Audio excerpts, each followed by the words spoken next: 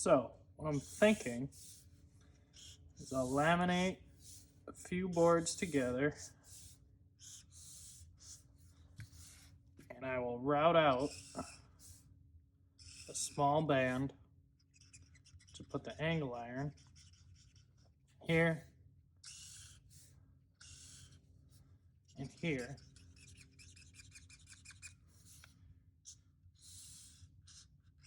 And we'll continue that down the front edge.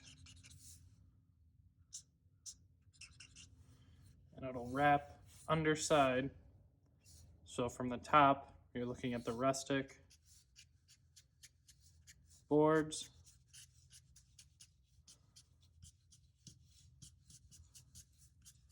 With 2 iron bands, and I might decide to hammer them, give them a hammered look, and polish them up and etch them if I lose that mill scale look, but I want that dark look from the mill scale. So that's kind of my tentative idea for the bench top. We'll see if we can make it happen.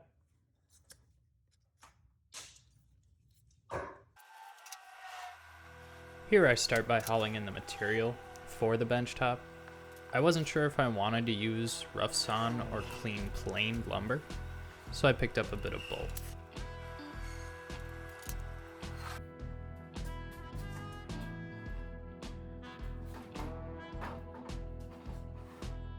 As you can see, I decided to go on the rough sawn lumber.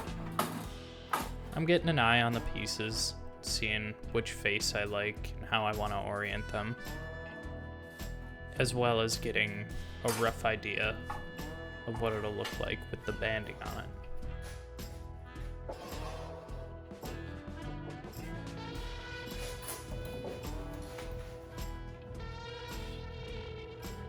I think that'll do.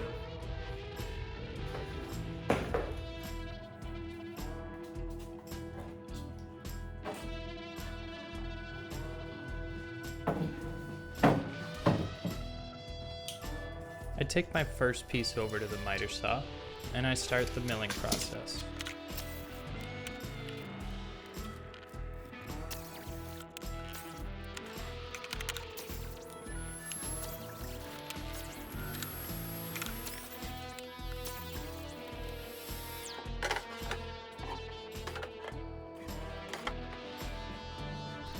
After cutting them down to size, I run them through the joiner to clean up the edges for the glue, as well as the bottom to get it ready for thickness planing.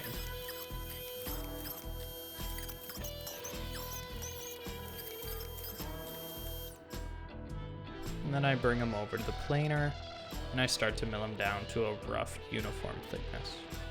I'm not too concerned about a perfect match in the height, because a rough look will help hide that, as well as go with the aesthetic I'm looking for.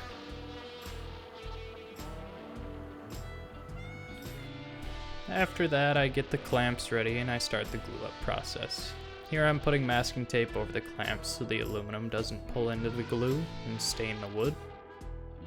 I get a good coat on all the surfaces, and I'm trying to make sure I get the least amount of squeeze out on the top as possible. Once I have that all done, I move on to the scribing jig. Here I cut up some leftover paneling from my camper rebuild into 5-inch strips. I cut 3 pieces, one for the back wall and one for each side.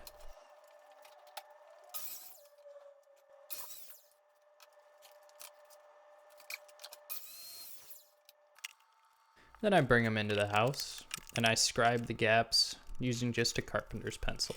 I hold it widthway so it holds that largest gap that I have. I bring them back into the garage and I can start to cut the profile out on the bandsaw.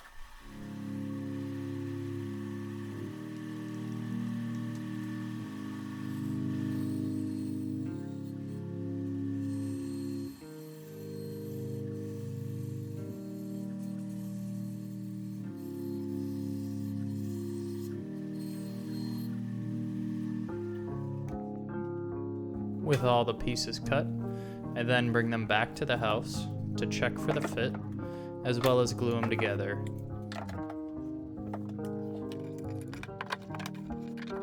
This gives me a stencil that I'm able to pick up, bring with me, and lay on top of the bench top in the garage.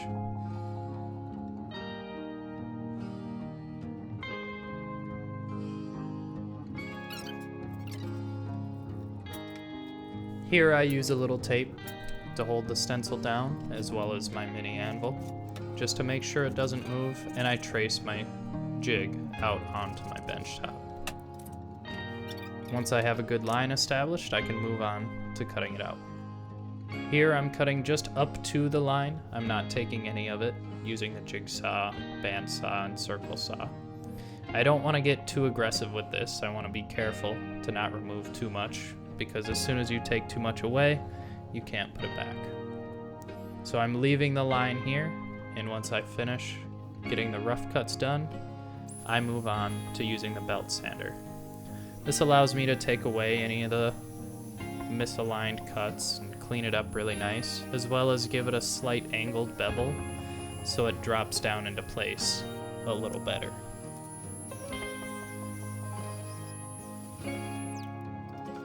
Then I move on to laying out where I want the banding to go.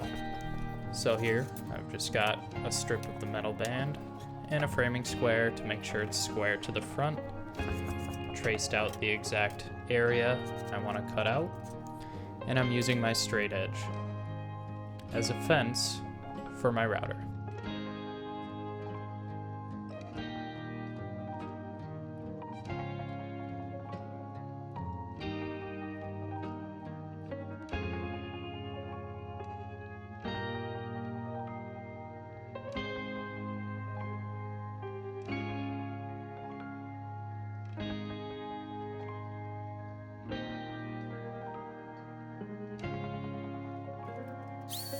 I flip the bench top over and I work on the face. These ones I can just do by eye.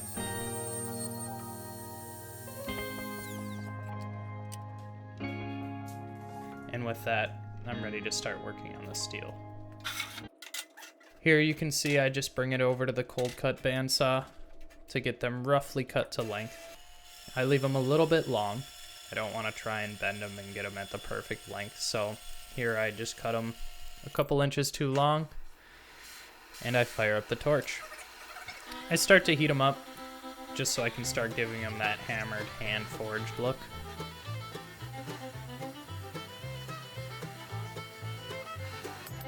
This is the first time I've ever done this, so I just put a wide tip on my torch, got a lot of heat pumped out into it, and just started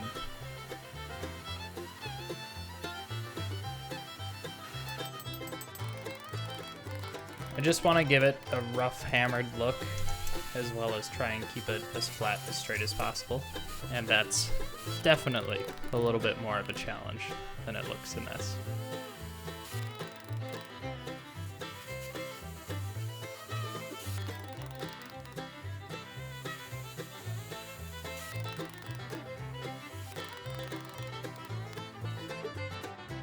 After that, I mark out where I want to bend.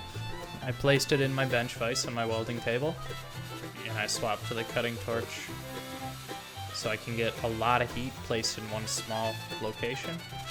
And I just get it red hot and bend it right over. Hit it a couple times with the hammer to make sure it's a nice sharp bend.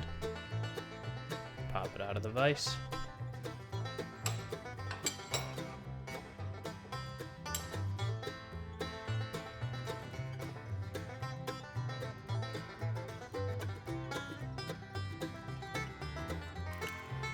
In here you'll see I tried to use epoxy to hold the bands down, but with how the bench top is built, there's a slight dip in the center board, so I had to bend the steel to be a bit of a leaf spring shape, so that way it stayed down in the center.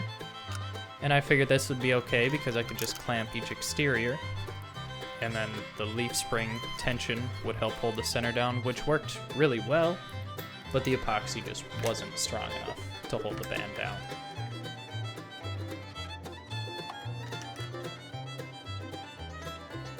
So I decided to clean up my mistake. I wire wheeled off all the epoxy and decided to just go another route. I used the wire wheel and actually gave the steel a nice good weathered wood. Then I decided to just use some bolts. Here I had these 4 bolts laying around in my shop. So I grabbed them, gave them a rough layout here, and decided to weld them to the bands. And this idea worked out really well. I just welded the 4 bolts to it, brought the angles over, drilled corresponding holes through the bench top, set the angles down, and tightened the bolts up from the underside, and it held out perfect.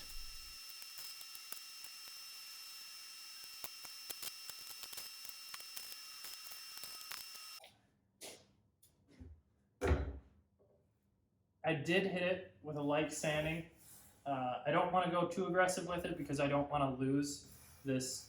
I believe this is like circle saw milled, old sawmill style cut patterns with the arch in it. I don't think it's a bandsaw mill. So I really like this look. I'm really happy with how it turned out with the rustic, hand forged flat iron in with the rustic old mill style of the white oak. I think it's going to contrast super well with the nice finished red oak face frame and the green accent. So I'm going to get a coat of boiled linseed oil on it and, well, probably get a couple coats of that overnight into tomorrow, let that cure up, and then I'm going to slap it in place and screw it down to the top. So let's get to the finishing process.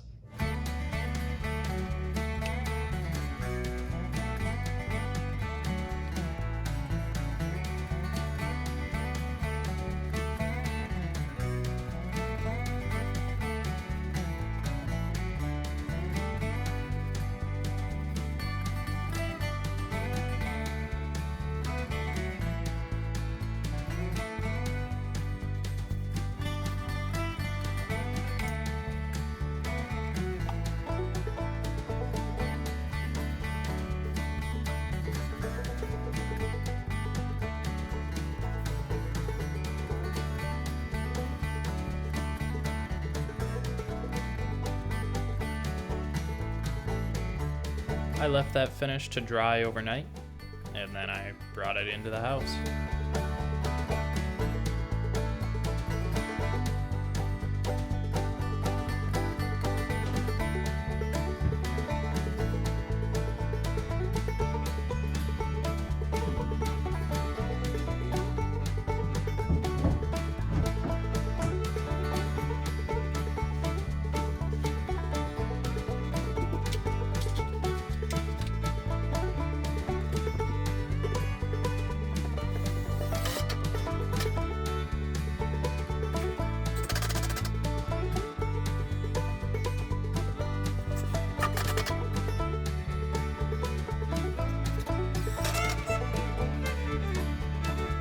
Well, there we have it, another project done.